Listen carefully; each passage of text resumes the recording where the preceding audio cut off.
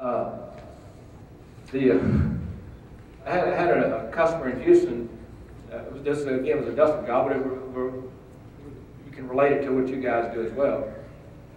He was laughing because he said he had a customer just called him when I was calling on him. Said he wanted his best crew out there to do this job. He said, "What do you mean?" He said, "I want your best crew. There's such and such crew."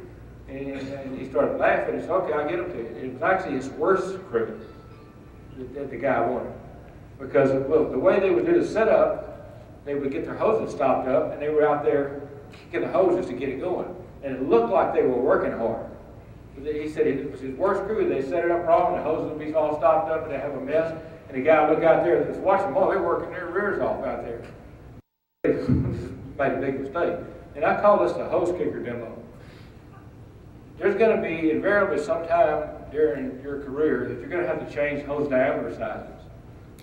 And when you change hose diameter sizes, you start a lot of problems with air moving equipment, vectors, vacons, camels, guzzlers, super suckers, just going on. You can all kind of things start to go haywire when you change it. Now, what I want to do is I want to do a demo that I call a hose kicker demo and show you what I'm talking about. But whoever designed this shop vac said, if I was to make this shop vac, where's my fan at, by the way? I need that back, so whoever got it, we'll turn it to when we get through here.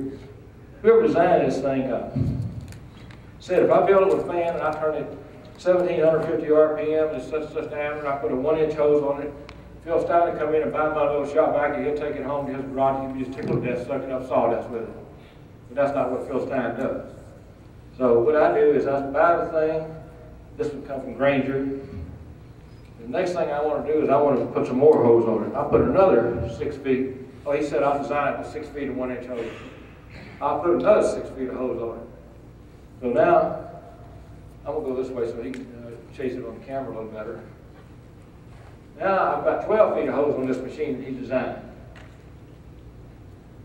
12 feet of hose and he designed it for 6 feet. Now, let's really mess with a guy. Let me get with this hose right here. I should have had you taking this off while I was. You taped it up pretty good. I asked you to, didn't it? It can be hard to get off. Okay, now I put 6 feet of hose on it. Additional, I got 12 feet of hose, but now I'm going to do something else. Let's put another. Well, I don't need that much. Let's just put another 6 feet of 1/2-inch hose on it. We don't need that much to do this job. Do y'all see where I'm going, anybody? Mm-hmm. Now, I want to be talking while I'm trying to do this.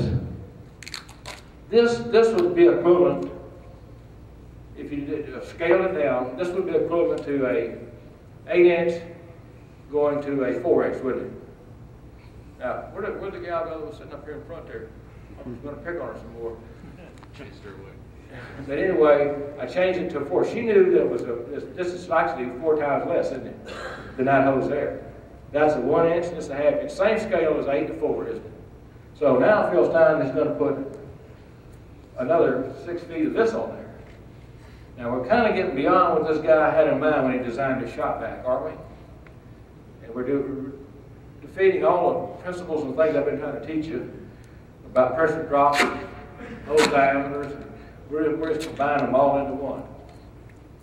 Okay? Now, I got this thing. I'm just going to tape it so it doesn't get out. Okay? Now let's get. I got some aquarium gravel here. We'll dump it on the floor. I'll clean it up later like I was cleaning that water up.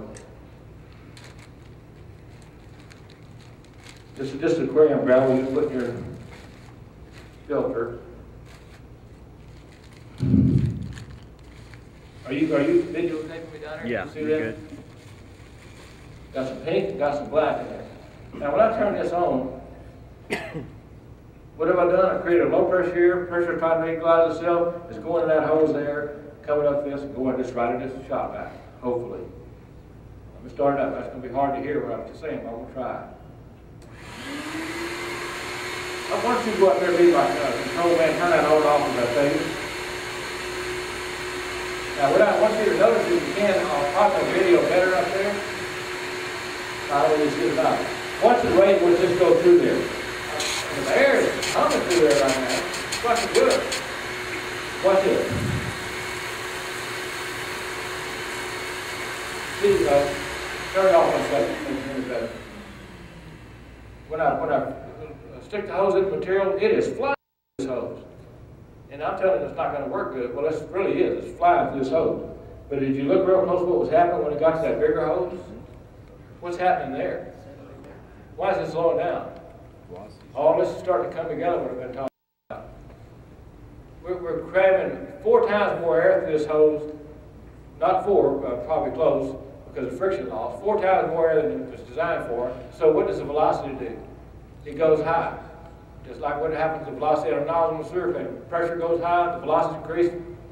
Pressure tries to equalize itself. We're doing what we want to do with that. Same thing here. We get the material. Well, what happens when it gets there? Same thing that happens in the tank, doesn't it? It's a bigger airspace that falls out of the airstream.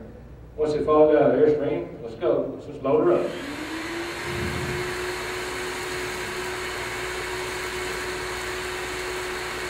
Well, it's working perfect. Can you see that? Can you speed? Zoom in on right there. See the speed out of there. You can see it there. You can't even see it. This is going too fast. Let me get it all in there.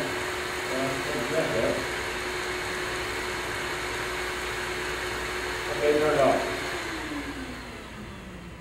Now, this is where you go to dump. You dump the machine. And the guys go to dump.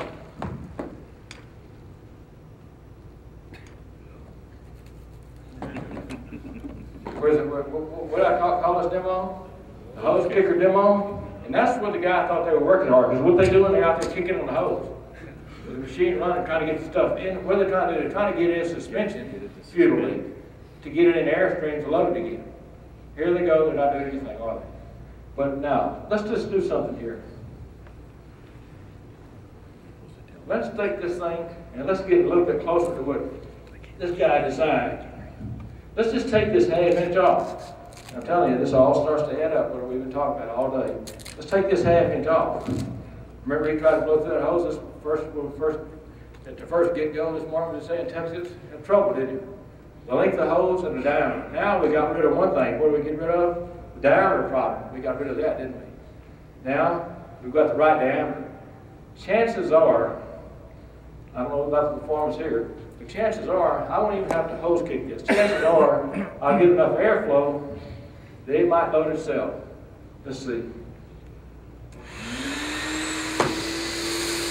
You hear what happened?